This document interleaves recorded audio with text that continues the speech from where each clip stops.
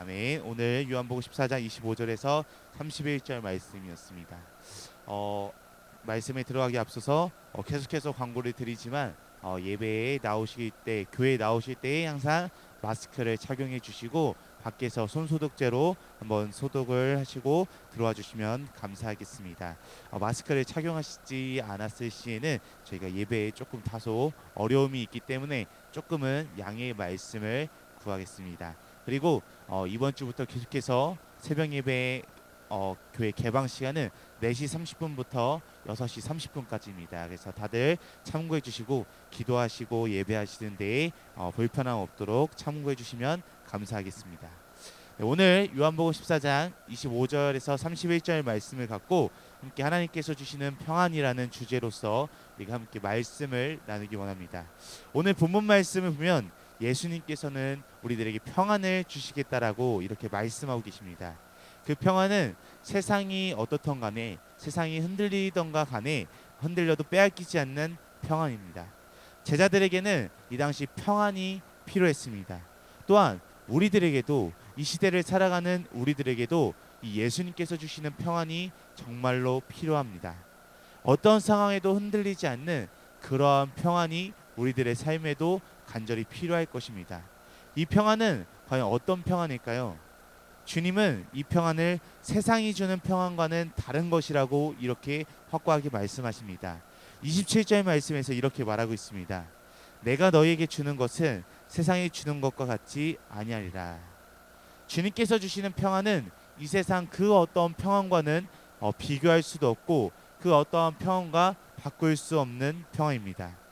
그것은 어떤 조건이 갖췄을 때 오는 것이 아닙니다.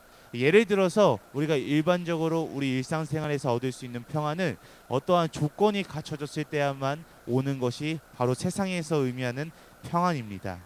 그렇지만 이 외적인 것들이 사라지면 우리가 말하는 세상에서의 평안은 언젠가는 사라지게 되는 것이 이 세상에서 말하는 평안입니다.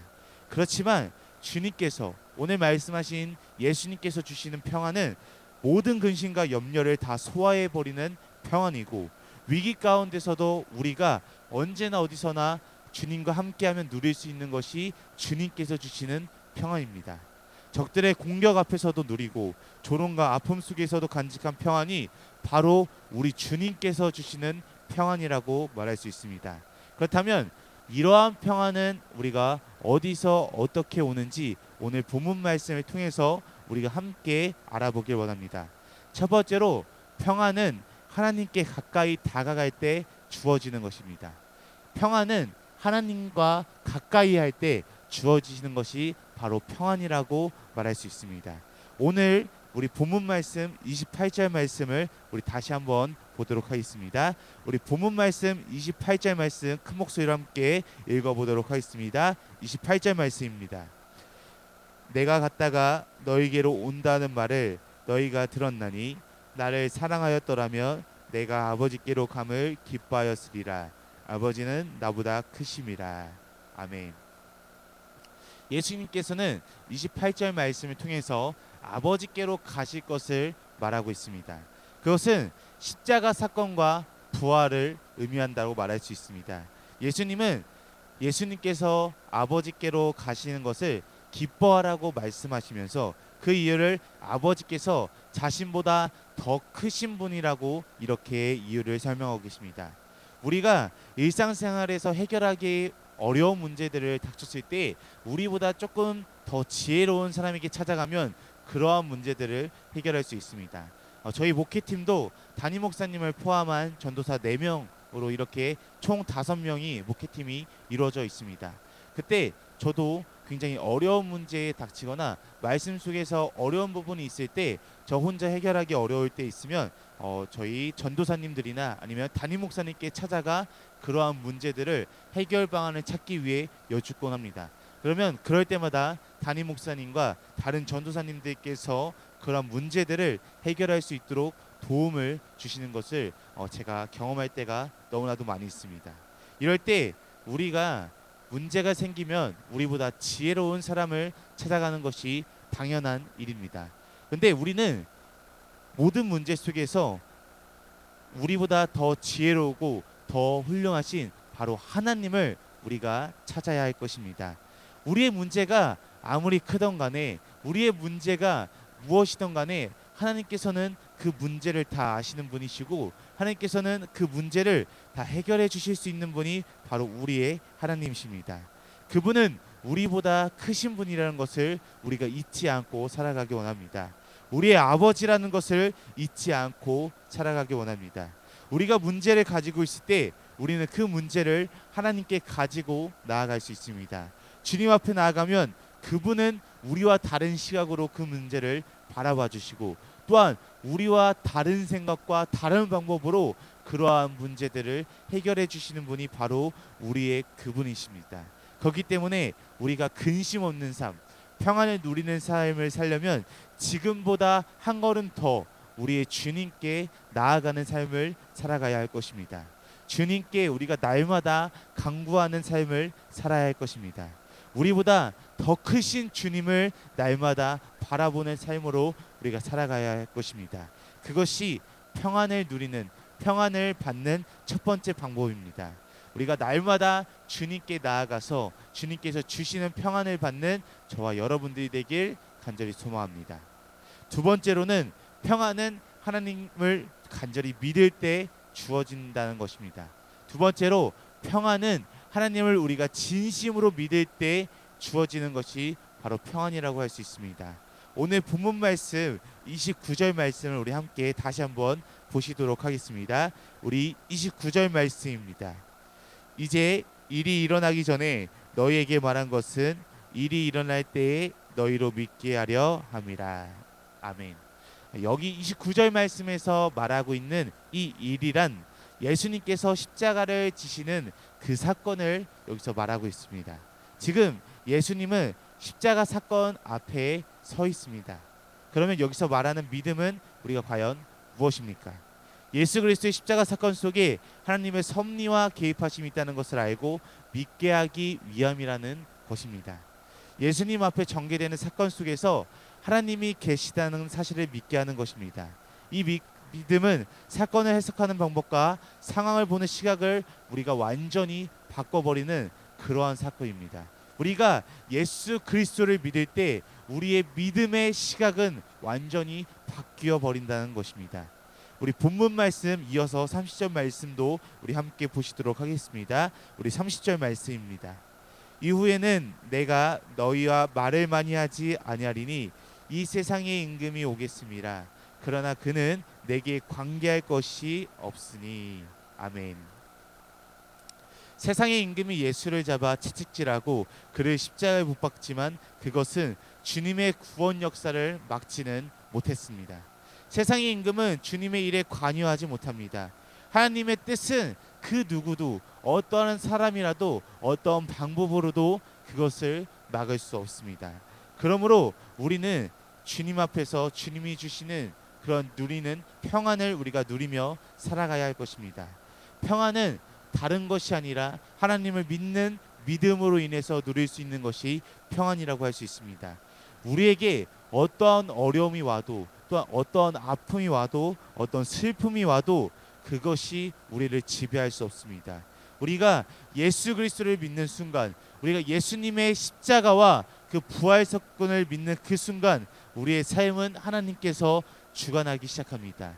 우리의 모든 것은 하나님께서 우리를 지배하기 시작하십니다. 하나님께서 우리를 책임져 주십니다. 그것을 믿고 우리가 그 마음에 하나님께서 주시는 마음의 평안, 주님께서 주시는 그 평안 안에서 살아가는 저와 여러분들이 되길 간절히 소망합니다. 마지막으로 셋째, 평안은 우리가 하나님께 순종할 때 주어집니다.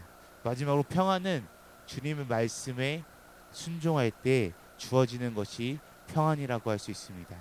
오늘 마지막 말씀인 본문 말씀 31절 말씀을 우리 함께 보도록 하시겠습니다. 오늘 본문 말씀 31절 말씀입니다. 오직 내가 아버지를 사랑하는 것과 아버지께서 명하신 대로 행하는 것을 세상이 알게 하려미로다. 일어나라 여기를 떠나자 하시니라. 아멘.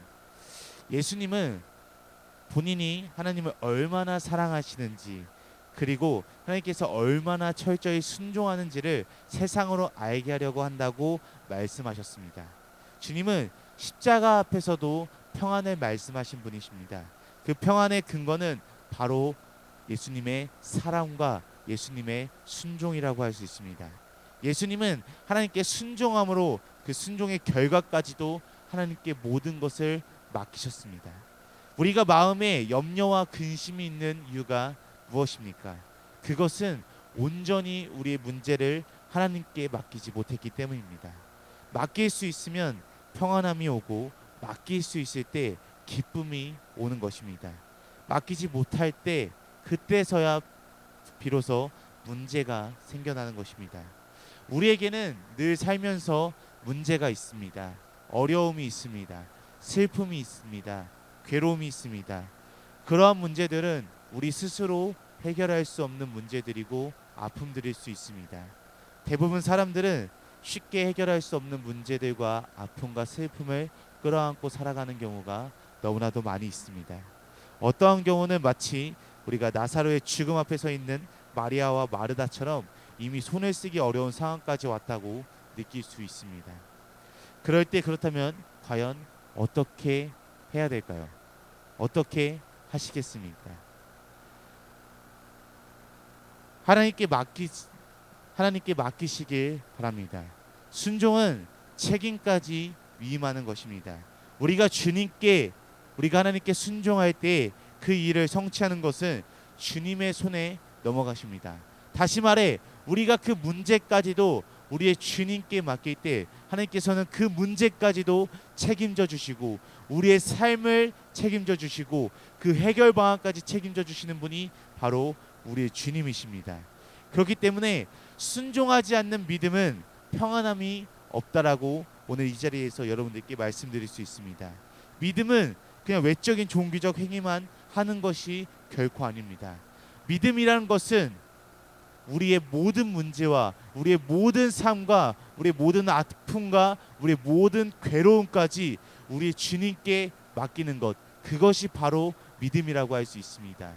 그럴 때야말로 비로소 우리의 주님께서도 그 문제를 우리 책임져 주시고 그 어려움들을 책임져 주시고 그 아픔들까지도 책임져 주시는 분이 바로 우리의 주님입니다.